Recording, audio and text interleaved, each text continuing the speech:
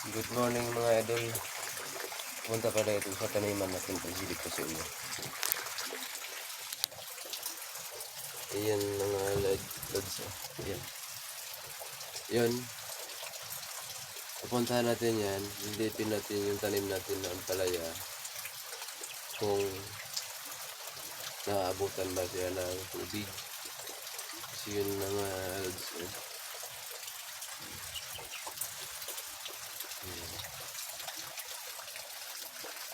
Yun mga lods.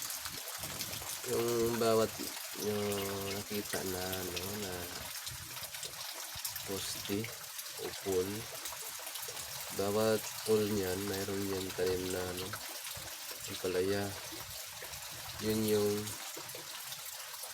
pupuntahan natin, tapos gagamitin natin o dadalhin natin doon ito mga video.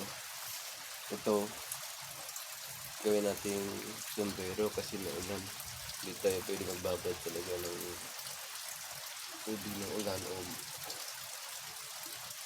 kasi medyo piyat tayo kagabi, kaya itong gawin natin sumbero. Yan, ang ingat natin hindi mabasa yung ulo lang natin. Tapos bedala tayo ng tawag ito namin mga leads bunlay. Ito tayo doon, sisilipin natin kung saan banda yung yung naabutan ng tubig yung puno.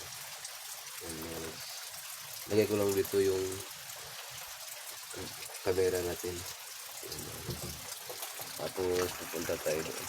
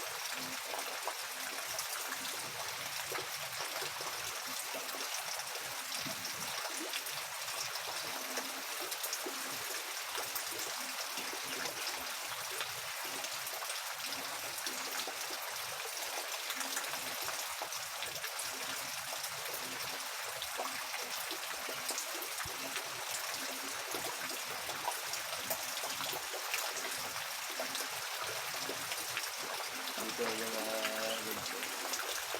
tanim natin. Taas-taas talaga yung tubig.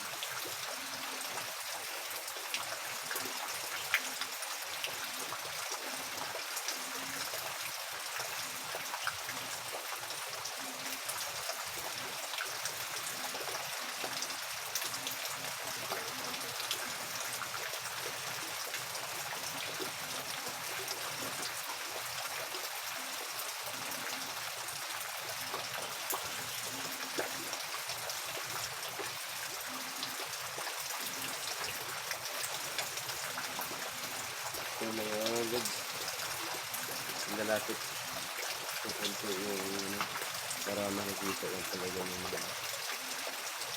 status ng palaya na tinatanim.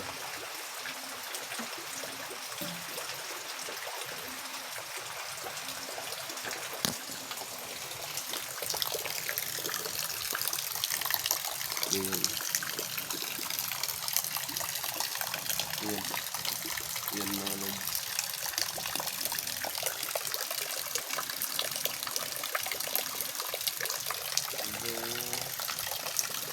Halos-halos talaga mga lods. Hindi ka talaga maabutan ng tubig. Yan mga lods. Kaunti na lang. Tapos wala, tuloy pa rin yung ulan. Sana huminto na to para hindi talaga siya maabutan ng tubig.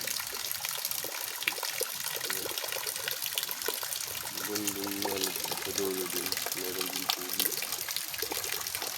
Ayan.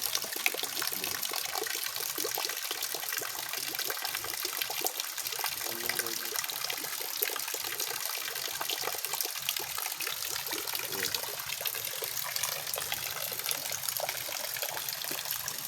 Ayan. Halos-halos talaga mga dito. Ayan. Naabutan talaga siya ng tubig. Ayan.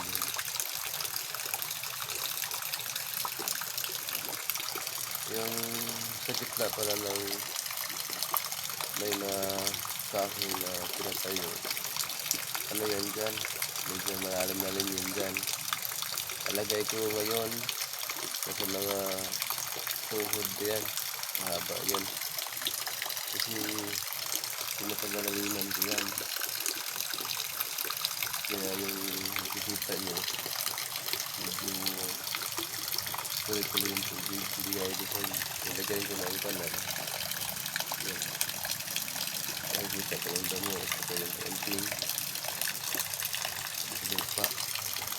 Kasi medyo nataas-taas yun din. Sinilagay ko yan ng kanal. Yung dito rin. Yan. Kahit yan. Nilagyan ko yan. Ayan. Yan din. Ito rin. Ganda. Nilagyan ko yan hanggang doon yan sa may puno ng yun.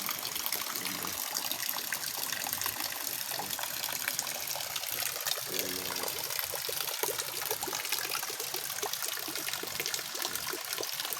Hanggang dito lang yung video natin mga lods. Maraming salamat. Ayan. Dito na lang tayo. Hanggang dito na lang tayo.